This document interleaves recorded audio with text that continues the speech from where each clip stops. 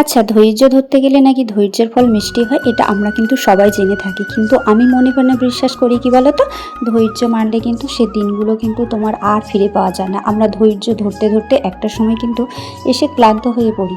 সেই দিনগুলো কিন্তু ফেলে আসি, সেই বয়সটাও ফেলে আসি, সেই সময়গুলোও কিন্তু আমরা ফিরে পাই না। এই যে ধৈর্য মানুষকে অনেক কিছু শিখিয়ে দেয়, মানুষকে ধৈর্য ধরে রাখতে রাখতে একটা মানুষ যখন ক্লান্তি হয়ে যায়, তখন কিন্তু এই যে এমন আমরা ভাবি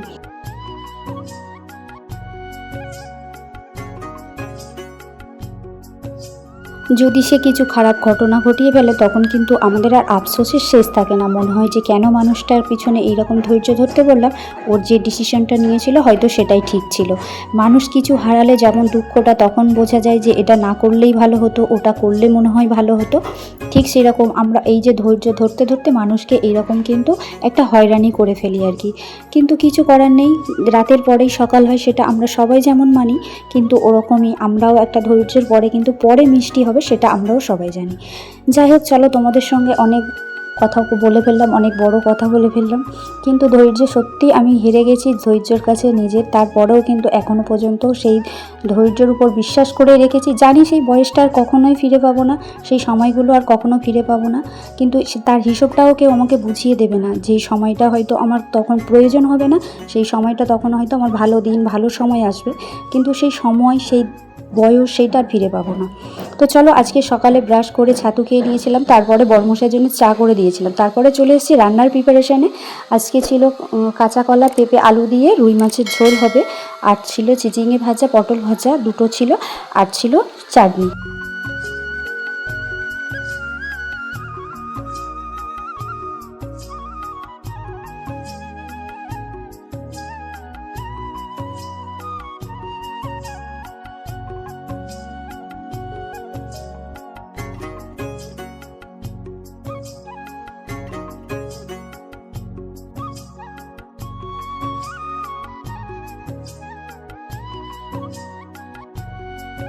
সকালবেলা তো একদম চিন্তাধারা হয়ে উঠি যে সকালবেলা আজকের কাজকর্মর পরেই কিন্তু কি রান্না হবে, 10টা বাজলেই তখন মনে হয় যে কি রান্না করব কি রান্না করব। তো রান্নার জোগাড়টা যা হোক করে হয়ে গেল এদিকে। তারপরে এবারে কিন্তু সারাদিনে আরও কি কি কাজ আছে, কখন কাজগুলো কমপ্লিট করব সেগুলো নিয়ে ভাবি। তো চলো, এদিকে আমার মাছ ভাজা হয়ে গেল, ভাতগুলোও ফুটে উঠেছে, আর এদিকে তারপরে দেখো আমার রান্না করতে করতে কিন্তু ওইদিকে আমার সোনাটার সকালবেলার স্কুলটাও হয়ে গেছে।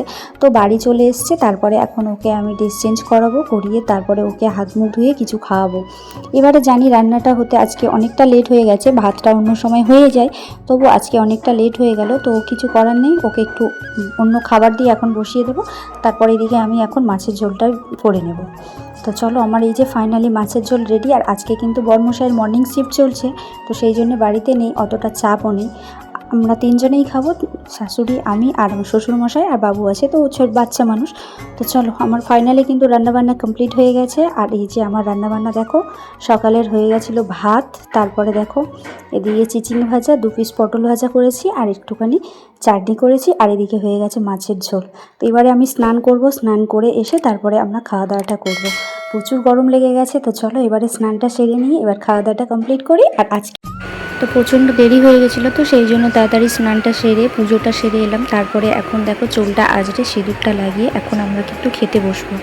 তো চলো, আজকের মিনি ব্লগটা কেমন লাগলো অবশ্যই কিন্তু কমেন্ট করে জানিও। আর আজকে সারাদিন কি কি করলাম সেটাও তোমাদেরকে সবটা দেখিয়ে দিলাম। যদি কোনো ভুল হয়ে থাকে অবশ্যই কমেন্ট সেকশানে জানিও। টাটা।